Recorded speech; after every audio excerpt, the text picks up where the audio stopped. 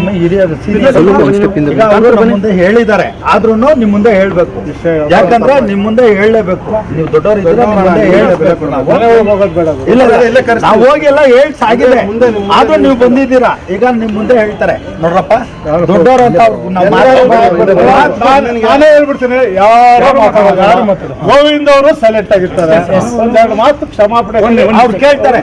ಆಮೇಲೆ single word ಆಮೇಲೆ ಇಲ್ಲ ಇಲ್ಲ ಸುನಿ ಒಂದ್ ನಿಮಿಷ ಒಂದ್ ನಿಮಿಷ ರೀ ಒಂದ್ ನಿಮಿಷ ರೀ ಇಲ್ಲ ಇಲ್ಲ ರೀ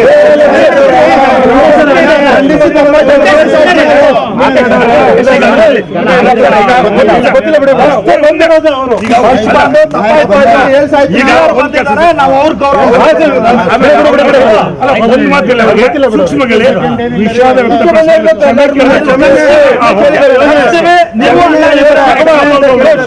ಮತ್ತು ಪೊಲೀಸರು ಎಲ್ಲರಿಗೂ ಹೇಳ್ತೀನಿ, ವಿಷಯಾಂತರ ಮಾಡಿ ಮಾತಾಡ್ತಾರೆ. ಕಡ್ಡಿ ತುಂಡಾಗಂಗೆ ಈ ಘಟನೆ ಬಗ್ಗೆ ನಾನು ಕ್ಷಮಾಪಣೆ ಕಳ್ತೀನಿ.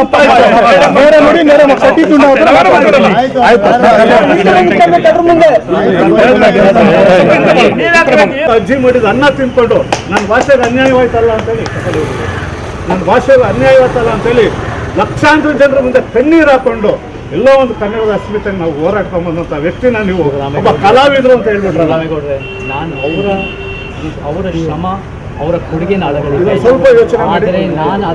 ಒಂದು ರಾಘವೇಂದ್ರ ಸ್ವಾಮಿ ಪಾತ್ರವನ್ನ ನೀನು ಮಾಡ್ತೀಯ ಅನ್ನೋ ಪ್ರಶ್ನೆ ಮಾಡಿದಂತ ವ್ಯಕ್ತಿಗಳಿಗೆ ಸದೇಕ ಚಿತ್ತವಾಗಿ ಮೌನವಾಗಿ ಉತ್ತರ ಕೊಟ್ಟಂತ ಒಬ್ಬ ಮಹಾನ್ ಮೇಧಾವಿ.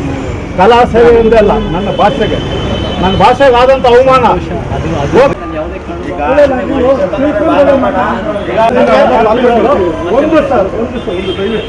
ಅವ್ರ ಬಗ್ಗೆ ಈ ಜಾಗದ ಬಗ್ಗೆ ಏನಾದ್ರು ಗೊಂದಲ ಸೃಷ್ಟಿಯಾಗಿದೆ, ದಯವಿಟ್ಟು ಅದ್ರ ಬಗ್ಗೆ ಕ್ಷಮೆ ಅಂತ ಕೇಳೋದಿಲ್ಲ, ತಪ್ಪಾಗಿದೆ ಸರಿ ಮಾಡ್ಕೊಳ್ತೀವಿ ಅಂತ. ನಾನು ಬಹಳ ಮುಖ್ಯವಾಗಿ ಇವತ್ತು ಬೆಳಗ್ಗೆಯಿಂದನೂ ಹೇಳ್ತಾ ಇದ್ದೀನಿ, ಬೇರೆಯವ್ರೇನು ಕನ್ನಡಕ್ಕೆ ಮಾಡಿಲ್ವಾ? ಕನ್ನಡಕ್ಕೆ ಬೇರೆಯವ್ರು ಮಾಡಿಲ್ಲ ಅಂತ ಹೇಳಿದ್ದೇನೆ. ಯಾರು ಹೇಳಿಲ್ಲ.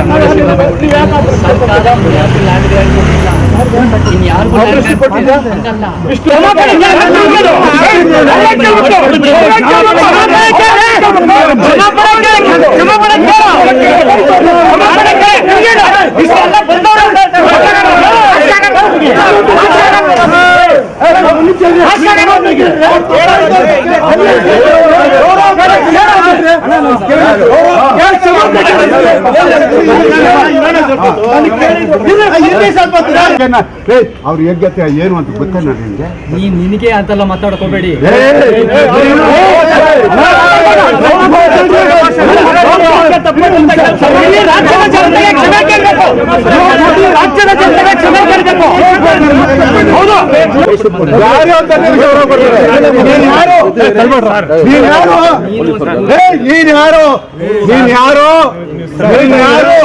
ನೀನ್ ಯಾರು ಕುಮಾರ?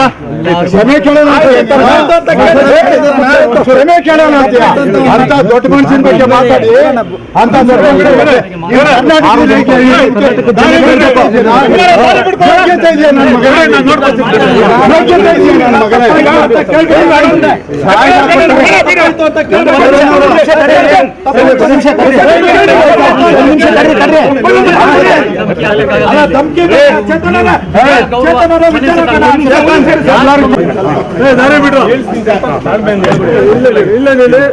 ಬಿಟ್ಬಿಡಿ. ಸಣ್ಣ ಪುಟ್ಟ ಘಟನೆಗಳು ನೇರ ವಿಷಯಕ್ಕೆ ಬಂದೆ.